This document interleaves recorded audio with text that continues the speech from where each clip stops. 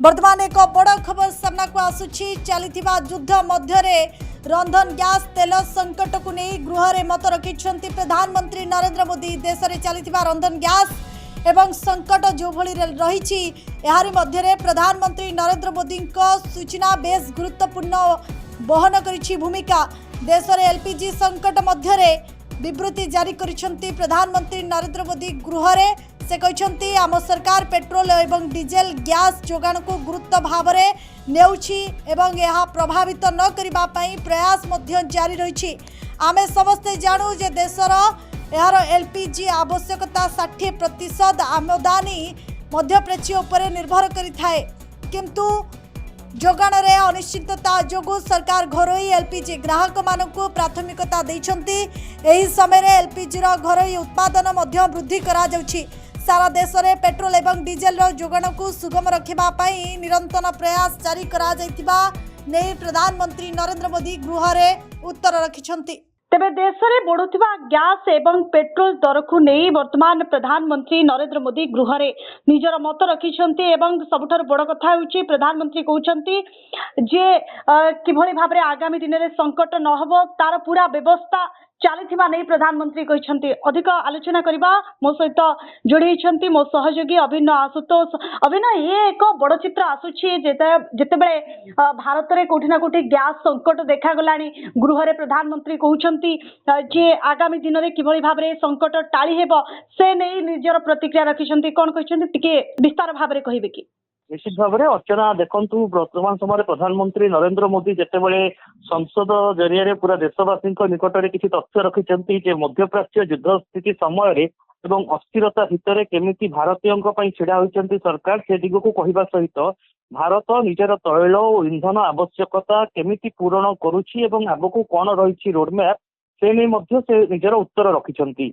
भारत में वर्तमान समय पाखापाखि 60% तैल और इंधन सामग्री विभिन्न देशरू आमदानी करने को पड़ुछि एवं ईरान और मध्यप्राच्यर अनेक देशरू यह आमदानी करा जाय थाए। स्ट्रेट ऑफ हॉर्मुज बंद हो जिबा परे विकल्प भाव में रूसिया हेउ बा अन्य जो सब देशरू तैल और इंधन सामग्री आमदानी करी भारतर आवश्यकता को पूरण करी हेबो से दिग को गुरुत्व देइचंती केंद्र सरकार।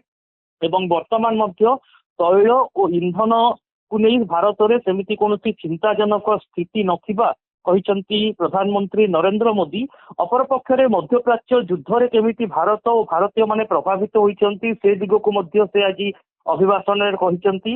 वर्तमान सुधा जहाँ सूचना रही पाखापाखि मध्यप्राच्य विभिन्न देश में अर्थात गल्फ कंट्री मानक पाखापाखि 1 कोटी भारतीय बसवास करती जो माने विभिन्न स्थान में चाकरी करुछंती निजर व्यावसायिक प्रतिष्ठान रखिछंती। यार भितर पर्यटक अछंती पाठ पढ़िबा पई जाइथिबा छात्र छात्री मध्य अछंती एवं सेथि मध्यरु 3.5 लाख बा 3,75,000 पर्यंत भारतीय ए युद्ध समय भारत को प्रत्यावर्तन करिछंती बा फेरी आसिछंती।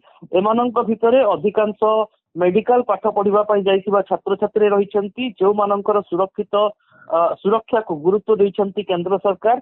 एवं युद्ध करुथुबा देश ईरान रे वर्तमान समय अनेक भारतीय रहिछंती किंतु ता बाद मध्य 1000 भारतीय भारत को फेरी आसिबारे सक्षम होइछंती।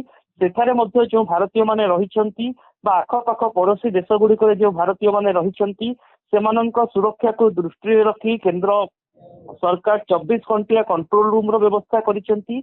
आगामी समय जो माने मध्य भारत को फेरी आसिबा पई चाहिए सेथिपाई मध्य केंद्र सरकार आवश्यक पदक्षेप ग्रहण करिवे बोली प्रधानमंत्री नरेंद्र मोदी कहिसेंती।